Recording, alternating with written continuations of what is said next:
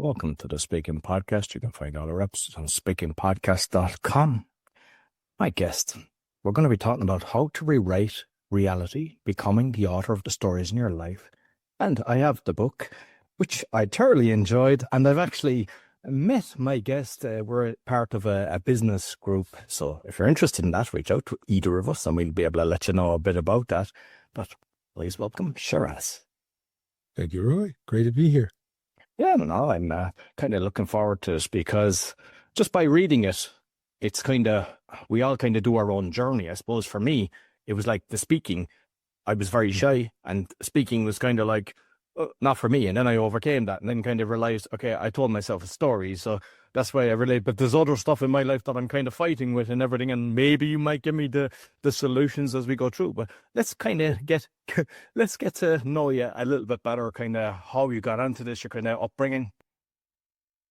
Okay. How I got onto this was because I actually got rheumatoid arthritis at the age of 22.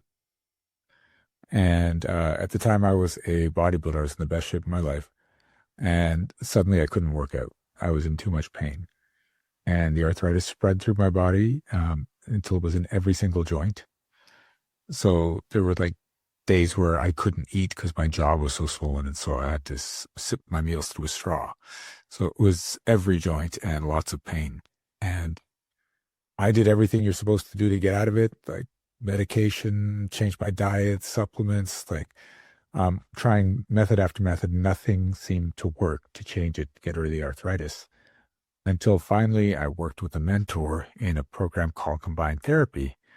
And he just talked to me for a few weeks about what was going on, what happened to my life, went all the way back to childhood. And I'm like, what has this got to do with getting rid of an illness? Like, why are we talking about when I was 6, right?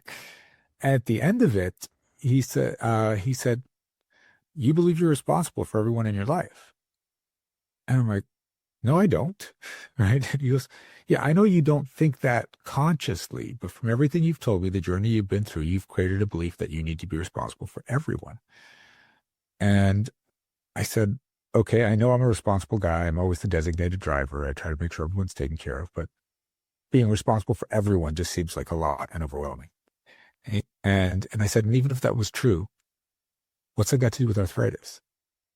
And he said, well, of course you don't want to be responsible for everyone. It's too much work. I went, obviously. He said, and if you're lying in bed in pain, you don't have to be responsible for anyone, and you don't have to feel guilty about it. Your arthritis isn't your problem, it's your solution. And I'm like, that's messed up. Like, there are better ways to avoid responsibility. Why would I put myself through this much pain? My body's been deteriorating for 20 years. There's like no cartilage left. I'm grinding bone on bone. And you're saying it's to get out of responsibility. He goes, yeah, because it's not really the responsibility. It's the guilt that you can't take care of everyone. But now you have an excuse as to why you can't take care of everyone. That's powering you have to be responsible for everyone. So I thought about it and I said, okay, I've always been on the logical side of computers and science. And I said, logically speaking, all I have to do is say I'm not going to be responsible for anyone. And the arthritis should just go away like magically. And he said, yeah. I'm like, what? And he goes, if you believe deep down that you don't need to be responsible for anyone, then you don't need the arthritis. It'll just go away. And I'm like, okay, fine. I'm not going to be responsible for anyone else. And the next morning I woke up and there was no pain. There was no inflammation. I had more mobility. And I'm freaking out because it's been almost 20 years and I've tried everything and nothing worked. This guy says, stop being responsible, and my entire life changes. Like my entire reality changed. Now my body's been repairing itself. There's still damage there, but my cartilage has grown back. I have more mobility. I'm out of pain. I'm living a normal life. And as I looked into this, I found out this is not just about illness. We all have stories, and we are protecting ourselves emotionally through stories. So we create physical circumstances to get us out of those emotional problems. So It applies to how much money you make. It applies to who your friends are, whether you're in relationships, how much success, how much visibility. For instance, if you say, I want to make a lot more money this year, and I say, are you okay with people coming up and asking you for money when you have lots? And you're like, no, I don't want to do that. I don't want to be guilted into giving money or pressured. And like, well, that's emotional distress. And your mind says, well, I don't want to go through that emotional distress, so I'll just not make the money. So consciously, you're trying to make a lot of money, and unconsciously, your mind's like, I got your back. We're going to be fine. We're not going to make money. And that's what I call reality addiction. You are addicted to staying in the exact same reality that you've been in so that you stay safe. And like some people now might kind of think, how is that possible? I had a thing called the trapped nerve in my early 20s, and I found a book recently. I actually have it there. And I logged every single thing that I did. I like acupuncture, faith healer, spiritually, anything. I was trying a chiropractor, every single thing, and nothing was helping. They gave me an epidural, didn't help. And then they said, you get an operation. Because they said, oh, the disc is bulging onto the thing. And that didn't help either. And I was losing it. I came across a book, Healing Back Pain by Dr. John Sarno. And it was a kind of mental thing. And I was going to grand within 2 weeks. And I was like, and then I've recommended that to loads of people. So lots of people kind of think that something is deep down, there's something gone off that's what's doing it. And even on the knee, because I mean, I've heard a load of people. I remember, like, my father passed about 3 years, but I remember he used to be saying, no, his knee and everything. And I read, I forget which book it was, but there was one book where they tested a lot of people and they pretend they'd done the operation by just putting and they got the same results. And it was like, yes, the knee surgeries. Yeah. Yeah. You know, so it's like, unless you know about it and gone through it, sometimes people go, it's impossible. But it is. It's like there's wounds there and they come out in the body. Yeah. Yeah, absolutely. There was one case where the woman, she physically had a tumor while she was conscious. And so they would sedate her to do the operation on the tumor, and they'd open her up and the tumor's not there. And they're like, what the hell? It was on the scans. We know it's there. They close her up, they bring her up, and then the tumor comes back. And they were trying to figure out what the hell. They put her under again, the tumor's gone. They bring her back, the tumor comes back. And just like, how is it disappearing and appearing? This is crazy. And so finally they said, because each time they checked her and they looked and the tumor's back, so they let her know it's back. Finally they said, oh, the tumor's gone. Right? They just lied to her. And then they checked and the tumor was gone. Right? The Houdini tumor, right? Yeah. That's unreal. So, like, I know that you've been in a lot of different countries, and because, you know, when you explore, I mean, I'm Irish living in Poland, but I've also went to Tallinn twice for a full month in Croatia. And I love going to different things, but you learn a lot from it. I'm not sure how long you were in the different countries, but you might kind of tell me your journeys and what you picked up from the different places you lived in. So I was in a co-op program in college, which meant we did exchanges with other countries. Their students came here, we went there. So I first spent 4 months in Germany, and it was a beautiful country, and it was interesting because when you go to a country, there are we'll call them unspoken rules, because everyone in that culture just does it, so you don't discuss it. But then if you break the rules, people are like upset. And sometimes they'll tell you why, and sometimes they're just looking at you like, what's wrong with you? And they don't voice it because in their mind, everyone knows you shouldn't do that. Right? So it was kind of interesting. And absolutely loved Germany. Then I did 6 months in Japan. Then I did 2 years in Australia. And then I started traveling across Canada. When I was in Australia, I actually stayed in Sydney, Brisbane, Perth, and Canberra, like lived multiple months in every city there. And then in Canada, I lived in Victoria, just south of Vancouver in British Columbia. I lived in Montreal. I lived in Halifax. I lived in New Brunswick, and I lived in Newfoundland. So just wanted to see the various provinces of my country. and spent anywhere from 6 months to 2 years in each of these places. And just found that the culture changes across the country as much as it changes across the world. So it's been fascinating, and I love traveling because as you discover new people and new cultures and the way they think, you also discover the commonalities. And uh, we if you haven't traveled, you have an opinion of people in another country that the French are this way, or like it. And when you get in there, it's just people, right? They're trying to live within a specific structure, but they're just people. They've got their hopes and their dreams and their flaws and their strengths, and you really fall in love with the rest of the world. And I think piece by piece, I've been getting this experience that I don't know if you've seen what the astronauts talk about when they look at Earth from space. And when you look at Earth from space, it's not like looking at a map. There's no borders. There's no color coding. There's no labels. It's just this one big organic place. And you're like, why are we dividing it? Why are we fighting about it? Like we're just this one organism basically living on a planet, and let's stop thinking the way we're thinking and just love each other. Absolutely. And I mean, you mentioned Germany. Remember growing up, it was always like German's bad, talking about the war and everything.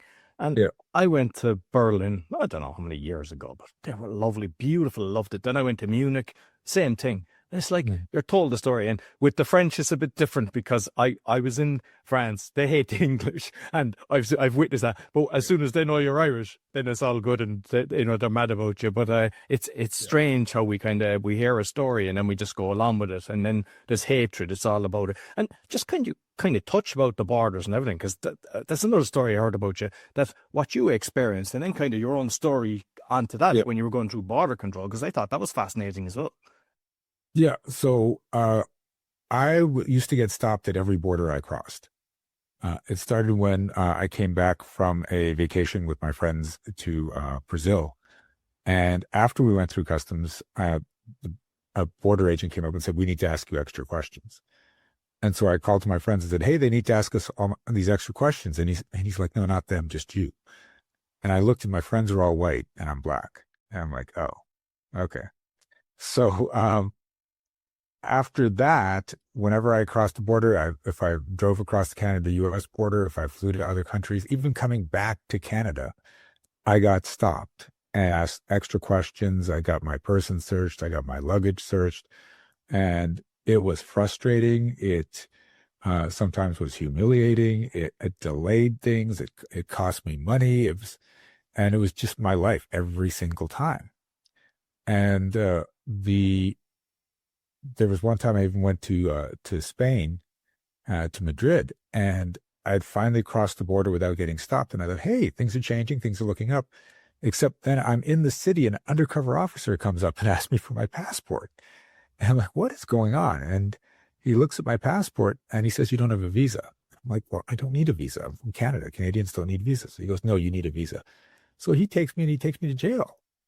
And when he takes me there, I'm like with all these other black people that have just been thrown in jail. And they process us, and it involved going through all our stuff. There was actually a strip search we had to go through, which was humiliating. And it was just like, what is going on here with my life? And I was talking to one of my coaches about my border crossing stories, and he looks at me and like, the whole thing with what I teach is everything is stories. And he said, "Well, Shiraz, are you ready to step out of this story?" And I got really pissed because I'm like, this is not a story. This is racism. I've watched it. I'm just in a room full of all these other black guys that have been singled out and thrown in jail. Right? It's real. It's what's going on. So don't tell me this is a story. And he said, "Shiraz, yes, racism's real. Racism's a bad thing.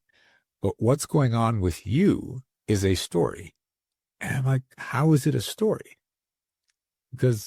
And he said, "Well, because you don't get denied jobs because you're black, right? You don't get stopped in traffic because you're black. There's all these things going on with the typical black person living in this country that none of it happens to you. It's only crossing borders. That's a story." And I'm like, okay, I see where you're going with this, but every story has a benefit. It's protecting you from emotional distress, or it's giving you an emotional fix of some sort. And I don't see it. Right. So I'm frustrated, I'm humiliated, I'm tired. Like there's no positive outcome to this experience. And he looked at me and he said, Shiraz, when you tell your border crossing stories to people, you light up. And I'm like, what? And he goes, yes, you feed off their reaction to your stories, right? It feels like love to you. It's a source of entertainment to you, the reactions that they have to you being stopped over and over again. And you can't keep telling the same border crossing story because they'll get bored of it. So you have to keep creating new stories so you have new material so you can get your fix. And I was like, oh my God, I do love their reactions. The shock on their faces, like, oh my God, again, Shiraz, again. And so then I made a decision there, just like I did with the arthritis. I said, you know what? I can get love. I can get surprise reactions and this attention from success rather than struggle. So what if instead of getting it from being crossing borders and getting stuck, I got it from, oh my God, you had that success level. You had a great event. You've helped this person in a powerful way. And I made that decision. That's what I'm going to do instead. That's where, because I knew now that I'd learned about reality addiction that every time someone did that, I got a dopamine hit, right? They were shocked. I get a dopamine hit. Look, see, I did it again. So I had to switch the addiction to something else. And I said, let's switch it to the success rather than the struggle, because that's the quickest way to switch your addictions and get into a new addiction. And so I did that, and I have never been stopped at a porter since then. Right. And my success has gone wildly up because I need my fix of, wow, you accomplished that? That's incredible. Right. So, and this is what I teach people. It's like, let's get you out of the addiction to whatever that negative thing is. Like, I don't make enough money, or I don't get the big enough impact with my clients, or even just people don't listen to me, or whatever it is. It may feel like it's a bad thing, but there's always a positive outcome to you emotionally. You just don't know what it is. And sometimes it's as simple as you get to be right. And I've seen people choose being right over being rich, over being successful, over being happy, because it feels so good to be right. And I invite people to say, what if being wrong is the best thing for you? And they're like, what? And I said, you don't have to be wrong all the time, but what if you were to say things like, by the end of the year, it's like, wow, I didn't think I'd make an extra $1 million. I guess I was wrong. Is that such a bad thing? Like, because you've mentioned now you had the coaching and everything, and you're like helping people go through this. And yeah. Sometimes people are conscious of it and they know, and you can help them.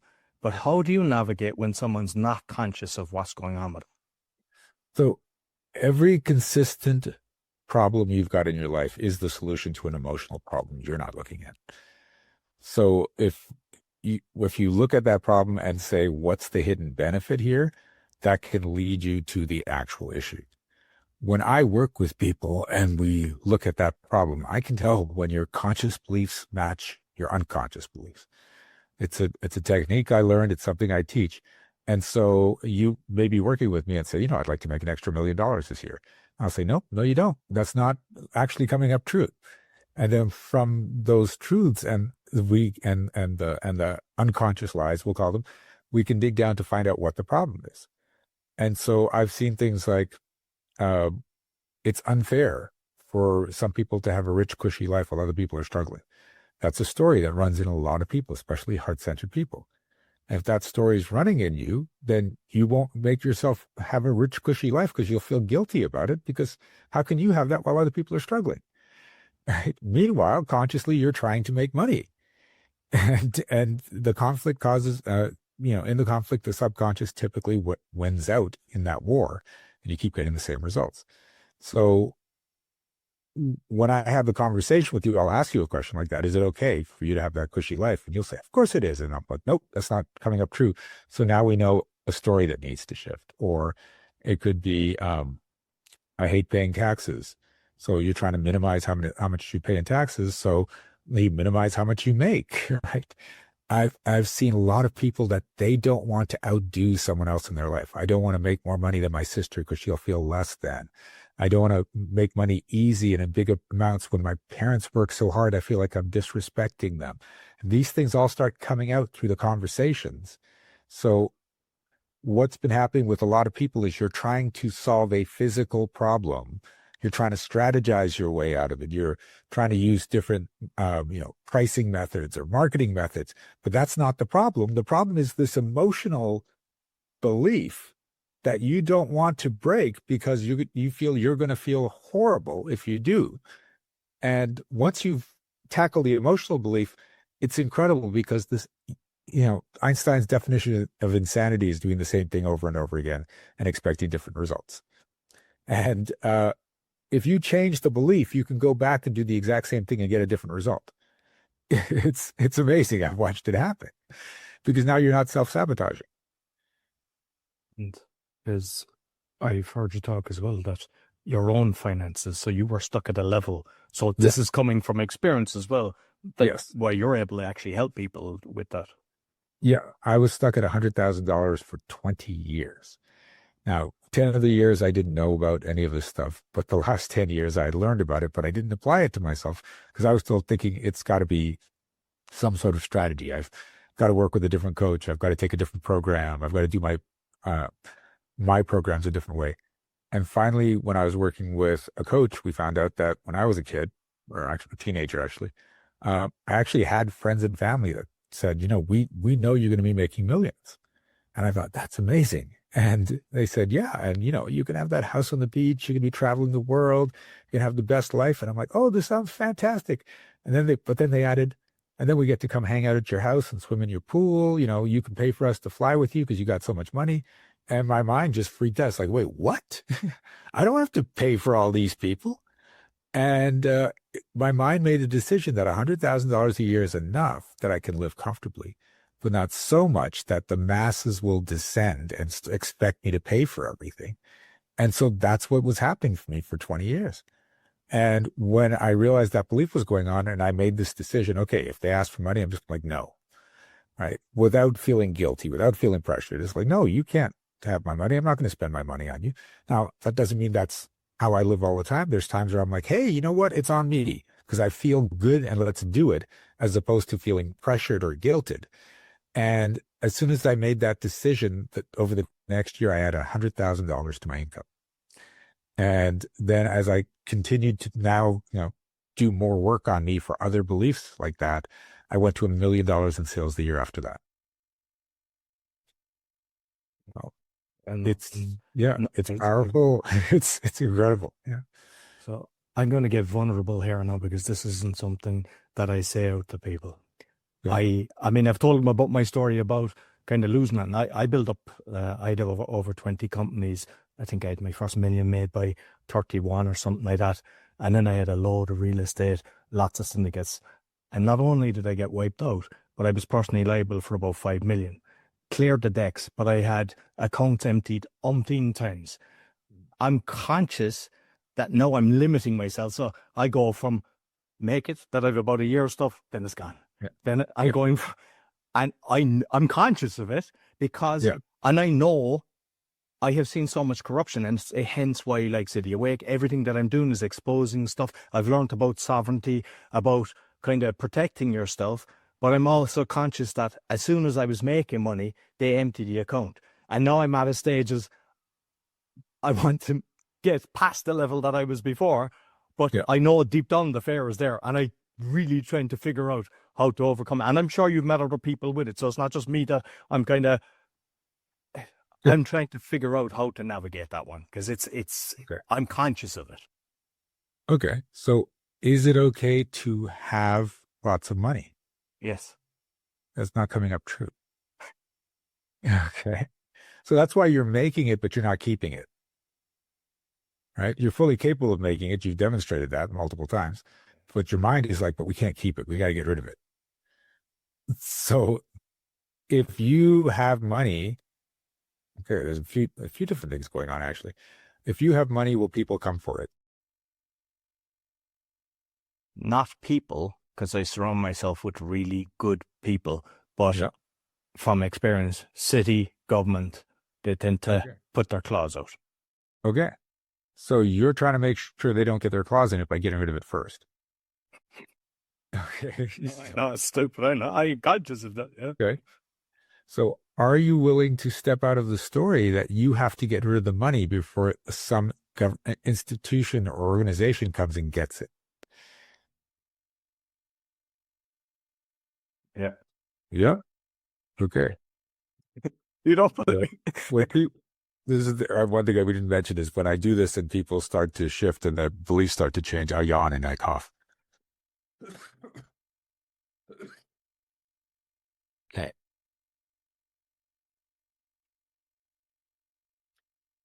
If you have money for a while, will it corrupt you? No. That's not coming up true. Are you willing to step out of the story that you have to get rid of the money before it corrupts you? Definitely not corrupt me, because that's something that's not in my thing. So that's not something that I would say. It's not corrupting me. It's always about like taking it away from the account and then trying to organize it in such a way that they don't have access to it. I get that, but when I asked if you have money, will it corrupt you? And you said no, it did not come up true. There's an unconscious thread in there that you're not even aware of that says if I keep money for a while, I'll get corrupted.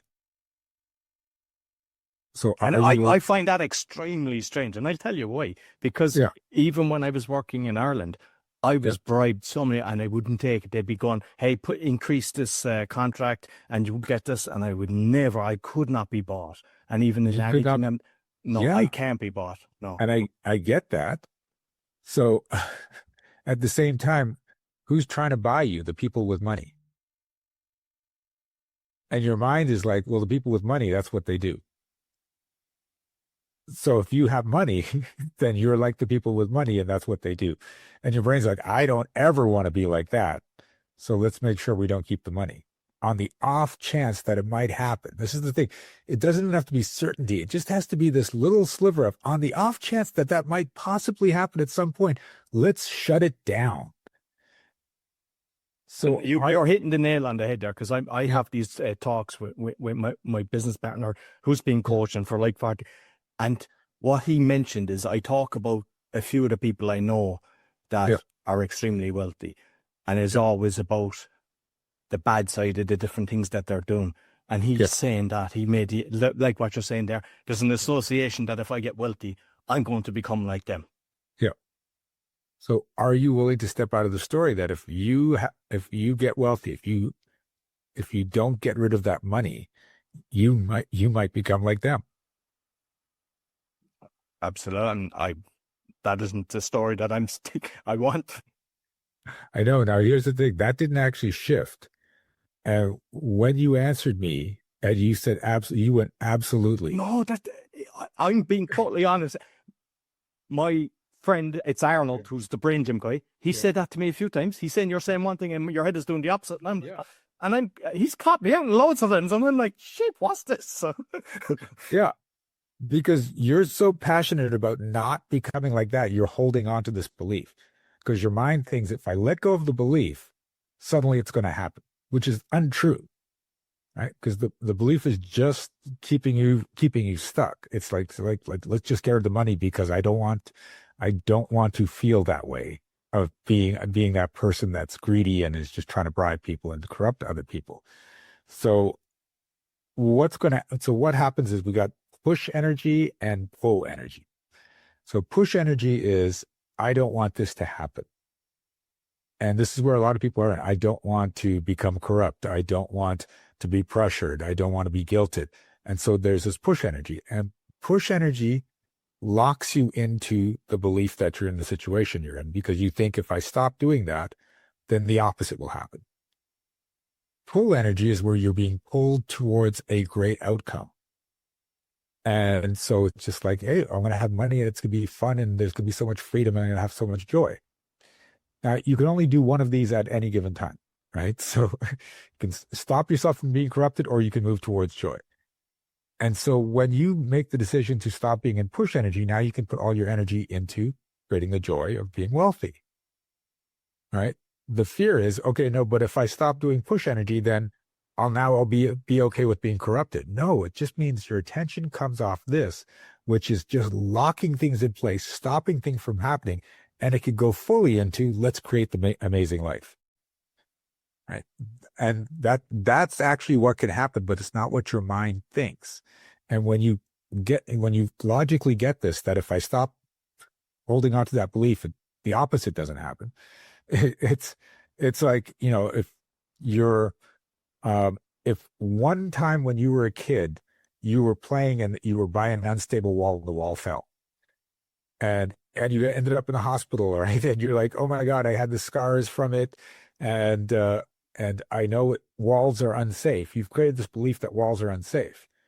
So now you're an adult, and whenever you go in a room, you either go right to the center of the room, or if you're near a wall, you keep pushing against the wall, right? That's the push energy. And people are like, Roy, why do you keep leaning against these walls and pushing against the wall? Because if I don't, the wall will fall. And they're like, what? Are you crazy? And I said, no, it's happened. I've experienced it. I've got the scars. I know this is reality. And they're like, you're crazy. Like, you keep leaning against the walls. And it's like, that's your push energy. Right. So, and you've got the evidence, like you've seen it. And then this is what else happens. This is how people justify the reality. Once it's happened to you once, you'll look for it happening to other people. See, it happened to that person, it happened to that. And it may not even happen that often, but you'll be on YouTube searching for people that I've had the conversations with a lot of people that saying, yeah, so right. The magnet effect, I'm attracting them. Yeah. Yeah. And so now you've got evidence, you've got justification. This is why I have to push all the time. And then when you finally get it through your brain, it's like, okay, let's just not push. And the wall's not falling. Right? It's like, oh my God, all these years. That's what we're trying to train your brain to do. So are you willing to step out of the story that if you have money, it will corrupt you? Yes, I'm willing to step out of the stuff.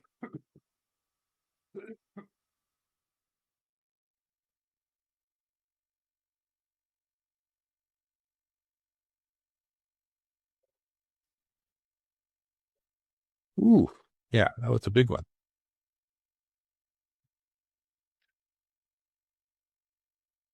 Okay. Are you willing? So, and this is the thing, because now it's still the push energy, so it's going to sound a little weird, but just go with me. Are you willing to step out of the story that you have to do whatever it takes to make sure you're never like those people that bribe other people and take advantage of them? Yes.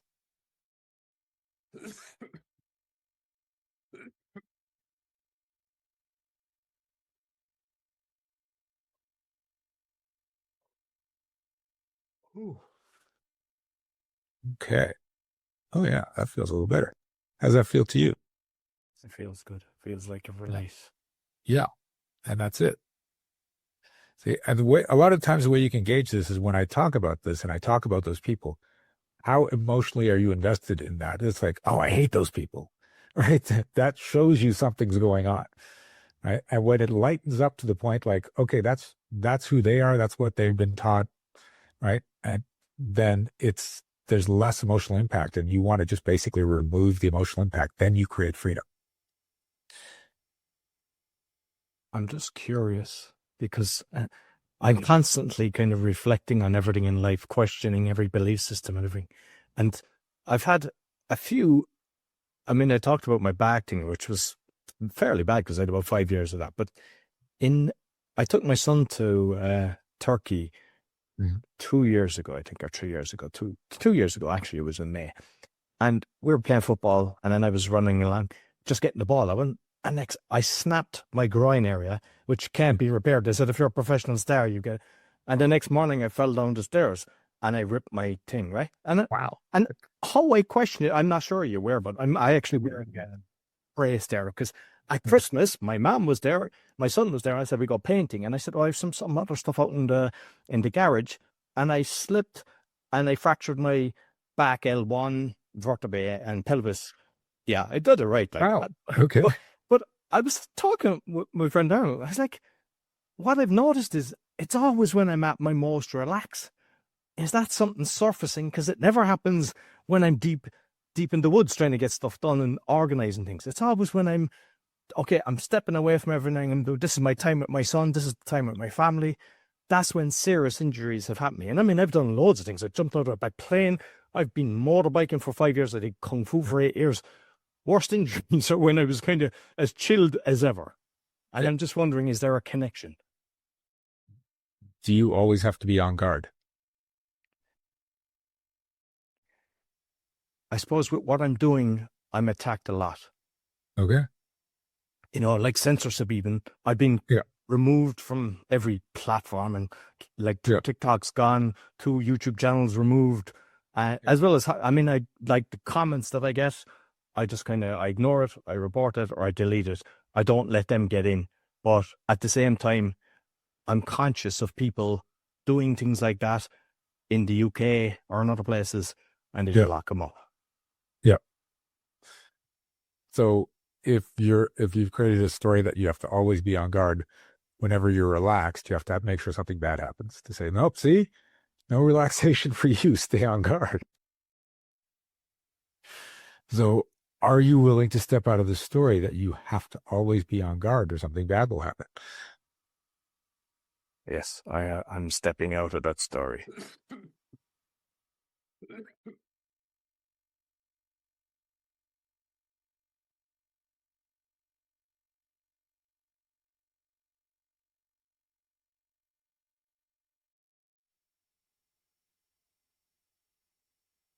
Yeah, because otherwise you'll live in a constant flight or fight response. And that's not good for your system.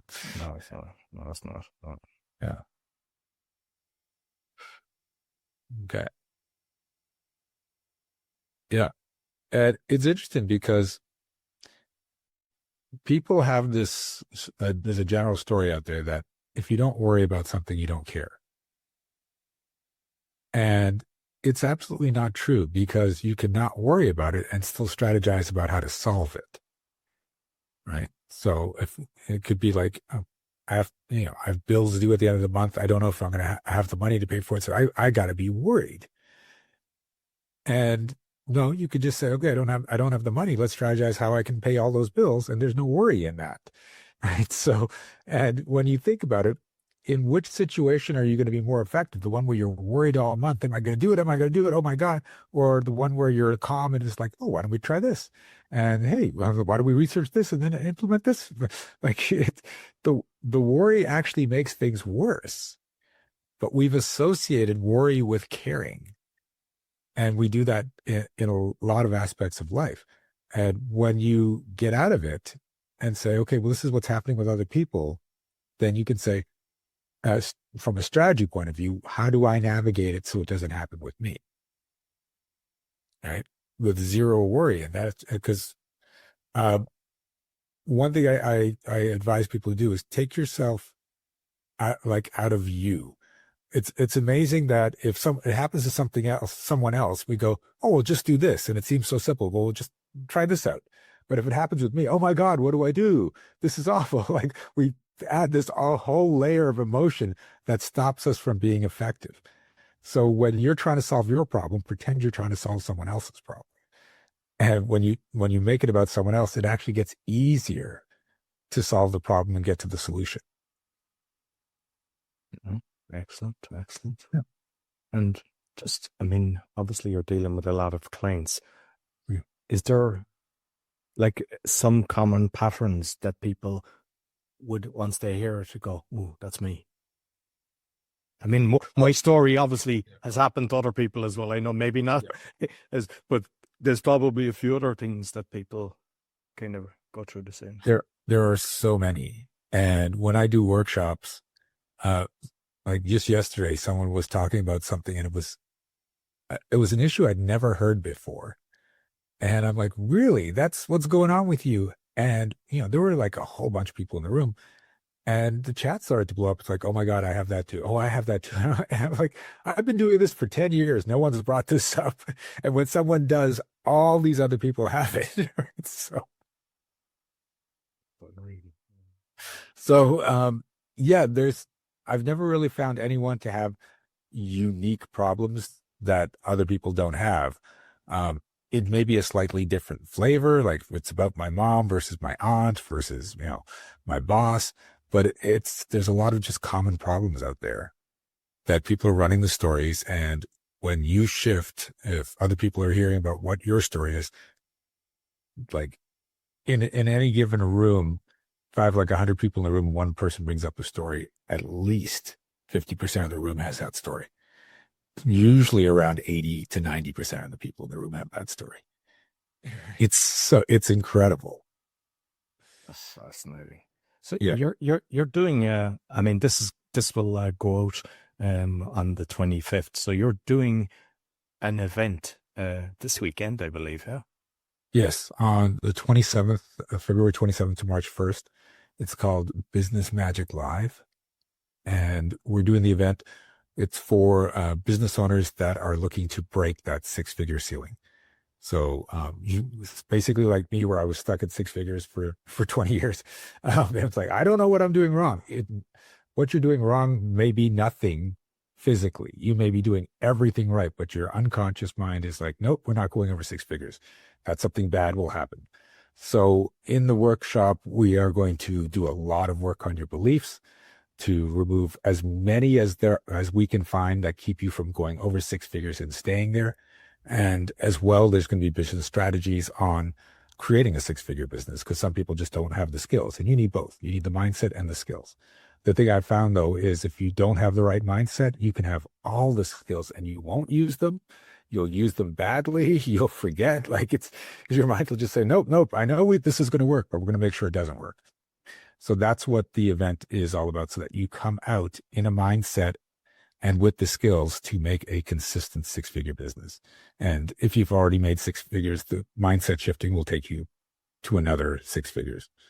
So, I've come across a lot of people, they'll get to 3 or 4 million, lose it all, do it again, lose it all. So I presume they'd be helped as well in that kind of... They'd be up. I actually had someone in one of my workshops, and he built like 90 different businesses. And seven figure plus earner. And he just wanted to come check out what I did. And a 5-minute exchange I had with someone else caused a shift in him that was so powerful that he did an extra $3.8 million the next year. And it stopped his yo-yo experience, because he said, the businesses go up and then they come down, they go up. And now he's got stable businesses. And he's creating more. And it was all because of that 5-minute shift that I was working on someone else. So that's how powerful these sessions can be. Excellent. Well, listen, Shiraz, thoroughly enjoyed the conversation. Appreciate your help with dealing with my own situation. Oh, my pleasure. You might let the listeners know where they find you and also how they can find this event.